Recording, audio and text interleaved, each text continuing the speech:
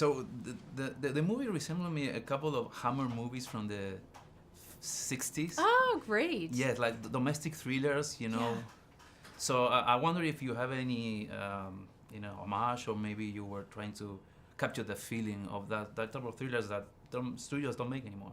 I love domestic thrillers. I think real life is scarier than anything you can dream up. I think psychological thrillers, when someone messes with your mind or gets into your head, that's scarier than almost physical violence, of how do you deal with that? You can't get rid of it once somebody's kind of gotten into your head. I love the Hitchcock films. I love Adrian Lyne. I love the old Hammer movies. I grew up on them. I've always loved them. I love the strong female characters in all those movies and seeing them deal with these intense emotions and challenges. So yes, I had, all of that in my head, and then I kind of put it through a filter of contemporary issues of what people are dealing with now, what women and men are dealing with together in terms of divorce and step parenting and blended families. Mm-hmm. I really like the wardrobe of Catherine because it resembles me, although it's in black and white, what happened to Baby Jane. you know, especially in the third act, you change subtly, the wardrobe and the hair. So what can you say about, the arc of her character instead of showing the wardrobe, because it's very telling of this psychological Oh, state great. of I'm mind. glad you noticed that. Yes. Yeah, I mean, costumes, wardrobe is very important to me, particularly with female characters. I think the Tessa character, her wardrobe speaks volumes of how tailored and how tight and how perfect her wardrobe is, at the beginning of the movie, and she's in all white and light colors, and she always looks perfect, even to just go shopping, she's dressed, so elegantly.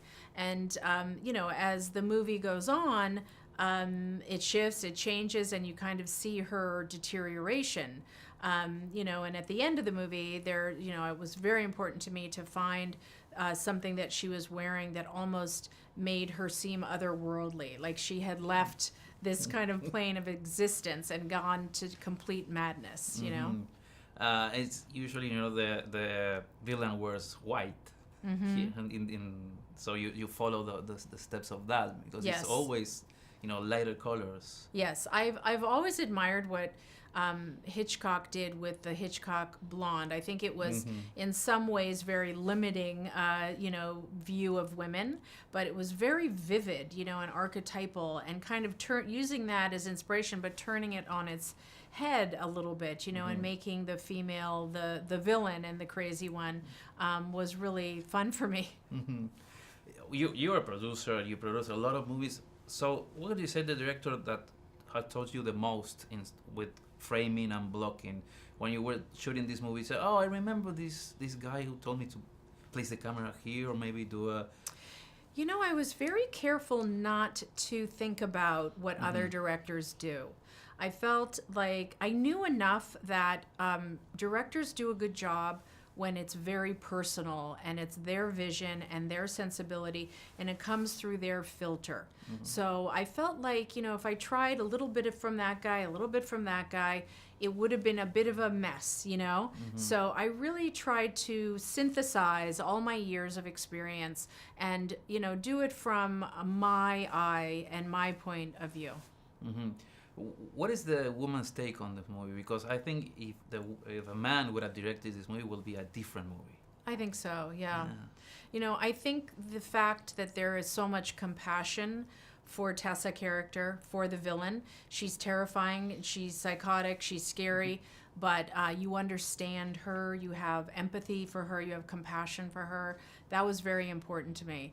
I think, as a woman, I've experienced a lot of the adversity and the challenges that both the female characters have.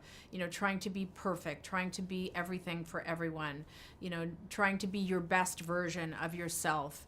And, I related to that personally, and I had a lot of compassion for both of my characters in a very close way. And the actors and I really had a shorthand, Rosario and Catherine, because we kind of shared all of our experiences in common.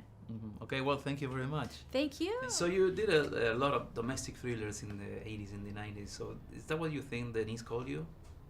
I don't know. I think she saw me as lovey. I think she could visually see that we could be mother and daughter. But I've never played a character quite like this one. I played a couple of evil women, but this one is a particularly icy, deeply damaged woman, and I really loved playing her. And I think just the whole effect of her perfectionism and what that does to her daughter is kind of a compelling element of the piece.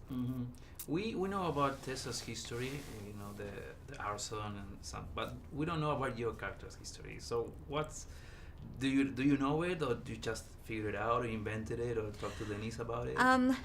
For myself, Yes. I always have to start out with some truth about my character's past that moves forward. And that truth for me was, in her mind, she's warm and fuzzy compared to her own mother. So I just use this sort of generational track of that perfectionism, that controlling mechanism that she has that keeps everything on the rails for her. And she has no idea that it's hurting anyone or damaging anyone. And she loves her daughter, and she thinks she's a great mom. And you were famous at a young age with Charlie's Angels. So how do you think that compares that fame period in the 70s to now, the fame period now? I think it's much more difficult now. When I was on Charlie's Angels, my daughter was 2, and I would ask the paparazzi not to take her picture, and they wouldn't. They would be respectful. I said, my daughter didn't choose to be in show business. This was my choice. Please don't take her picture, and they would be very respectful. Now, the children of celebrities are hunted. It's appalling, actually. How do you cope with fame at that young age? Nobody gives you any lessons on how to deal with that. I think I survived it, and what was the most interesting is you kind of think that's going to be a wonderful feeling, and on some level of having the success, it's wonderful. But it wasn't wonderful feeling for me. I was more afraid of it because it was a lot. It was a lot of attention, and I was just this girl.